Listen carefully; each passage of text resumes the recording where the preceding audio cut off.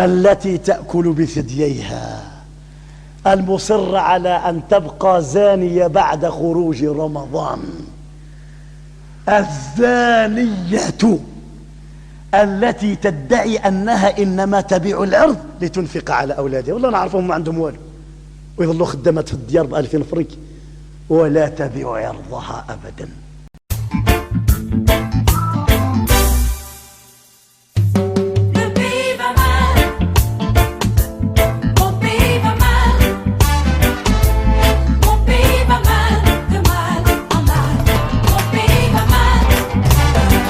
بيوت مراكش القديمة أو الرياض كما تعرف أضافت لهذا الشعور بالمتعة. فرانسوا كالعشرات من الأوروبيين حول إحداها لفندق صغير يروج له على الإنترنت كمكان يرحب بالمثليين. Marrakesh is hard op weg het Bangkok van Afrika te worden. De stad wordt ook wel het nieuwe Mekka van het kindersekstoerisme genoemd. Marokko voldoet volgens Stan Meeuwissen van Defence for Children aan alle voorwaarden die het land aantrekkelijk maakt voor hen die op zoek zijn naar seks met kinderen. Agent immobilier résident au Maroc faisait venir des enfants dans son propre riad. Grâce à l'aide d'un rabatteur, Mustapha. Le jeune homme lui amenait des enfants du Mella, le quartier pauvre de Marrakech, directement chez lui. Ici, c'est rarement dans les hôtels que se passe ce genre de rencontre.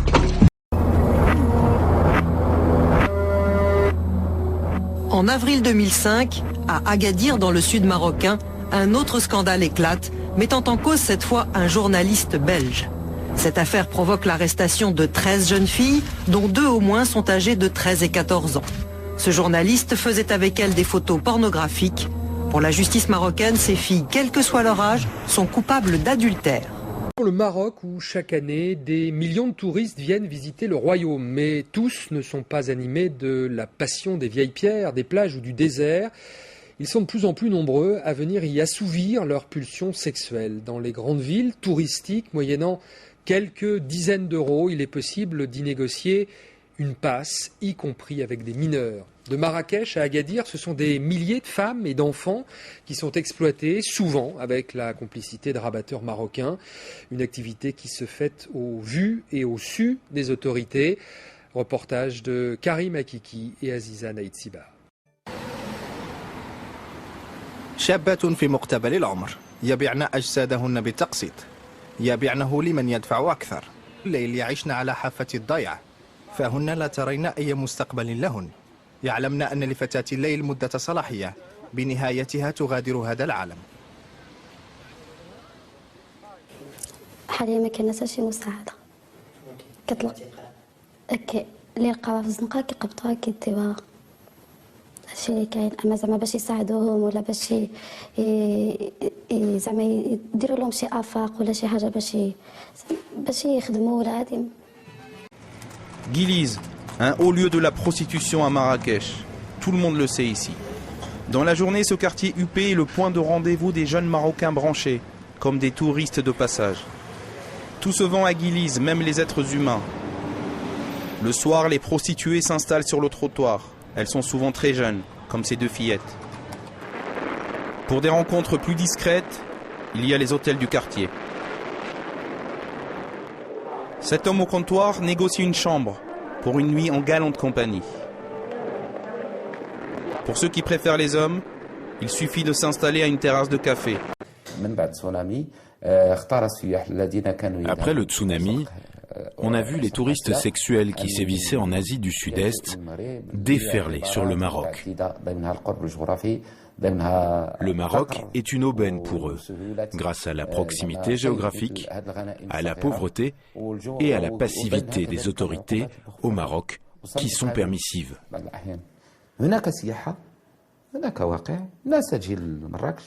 C'est le problème du tourisme sexuel à Marrakech et plus généralement au Maroc. Avec nous au plateau, Karim Akiki. Bonjour Karim. Bonjour. Vous êtes grand reporter à France 24 et vous avez signé avec Aziza Naïtsiba ce reportage au Maroc. Et on est effaré de la facilité avec laquelle on peut acheter des relations sexuelles au Maroc, à Marrakech. avec un mineur. Nous avons été étonnés nous-mêmes. Il suffit d'arriver à Marrakech, sur la fameuse place Jemaa el-Fna. C'est la grande place touristique. Tout se passe sur cette place-là. Il y a un tourisme classique, comme on le voit dans le reportage. Et très vite, en étant avec les bonnes personnes et surtout en traînant tout seul. Un homme tout seul qui traîne sur la place se fait aborder en permanence au Maroc. Alors on peut nous vendre des mouchoirs, on peut nous vendre des petits souvenirs, mais la nuit tombée sur la plage Jemaa el-Fna, on vient nous proposer directement de la vente d'êtres humains. Nous sommes accostés par un rabatteur. Bonjour mon ami. Tu cherches quoi? Tu veux du sexe? J'ai ce qu'il te faut, on peut tout acheter ici. J'ai des enfants. Tu viens, tu leur parles et voilà. C'est pas cher. 30 €. Nous décidons d'en rester là. Mais quelques minutes plus tard, le rabatteur revient avec un adolescent de 17 ans. L'adolescent nous annonce ses tarifs, 30 € pour la nuit. Lilia, Oui. vous vouliez parler du Maroc et du comportement parfois des Occidentaux. Oh là là, Monsieur Bourdin, oui. Parce que, en fait, je suis d'origine du Maroc. Oui. Et je vais souvent là-bas et plusieurs fois dans les boîtes de nuit, j'ai vu des Français, des Occidentaux avec des enfants de 14 ans. سيدة أنوار مرحبا بكم. شكرا على الدعوة. السيدة نجاة أنوار كيجونا بأخبار اللي كيتكلموا لنا فيها على اعتداءات جنسية اللي كتقيس الأطفال القاصرين في المغرب. آخرها الوضعية أو القصة الأليمة ديال هذيك الطفلة وئام اللي تعرضت لواحد الاعتداء جنسي من طرف واحد الشخص واللي وصلت به الوقاحة أنه شوه لها الوجه ديالها بالاضافه للاعتداء الجنسي شوه لها الوجه بالمنجل. لما خرجت انا ما ناكلش انايا خاصني 10 درهم ما كاينش اللي عطايا لي انا الا ما عطيتيش لحمك ما عطيتش لحمي. يرفض مغاربة كثر الاعتراف بالأمهات العازبات وقد وصل عددهن لنحو 5000 حالة. المغربية هي نجمة المساء أن المغربيات الآن في دبي ينافسن في مجال الدعارة. Plein de jours à la plage, il y avait des Allemands avec ça c'est des garçons, c'est des petits garçons, des garçons de 12 ans, 13 ans, maximum 14 ans. Et tout le monde le sait, Monsieur Bourdin, tout le monde. Oui, alors justement, Madame la Ministre, vous parlez de l'affaire Ferry, on le rappelle pour nos téléspectateurs, ancien ministre Luc Ferry, et qui déclare sur une chaîne de télévision qu'un ancien ministre français se serait adonné à des parties fines avec de jeunes garçons. Il aurait été arrêté par les autorités marocaines il y a quelques années et puis relâché. Le nom de ce ministre n'a pas été dévoilé. Le Maroc, vous le disiez, a ordonné l'ouverture d'une enquête après les propos de Luc Ferry. Alors, où en est aujourd'hui cette enquête ? Un épisode qui racontait d'un ancien ministre qui s'est fait poisser à Marrakech dans une partouze avec des petits garçons. Bon. Très durement frappé par le chômage, se tourne parfois, par désespoir, vers le tourisme sexuel. 30 € la nuit, c'est le tarif, et 30 €, c'est beaucoup au Maroc lorsque l'on sait que le salaire moyen est de 200 € par mois. Vous faire remarquer que mon confrère Erajdi, que nous avons entendu dans le reportage, dit clairement que il y a de la prostitution enfantine au Maroc et notamment à Marrakech. Et Madame Anouar, la présidente de l'association, le dit aussi. Oui. Mais je voulais vous remercier d'avoir permis à Karim Akiki d'avoir fait ce reportage, parce que ce reportage montre bien que le tourisme sexuel existe. Car il est arrivé sur la place et tout de suite il a été abordé. Donc il ne faut pas se voiler la face.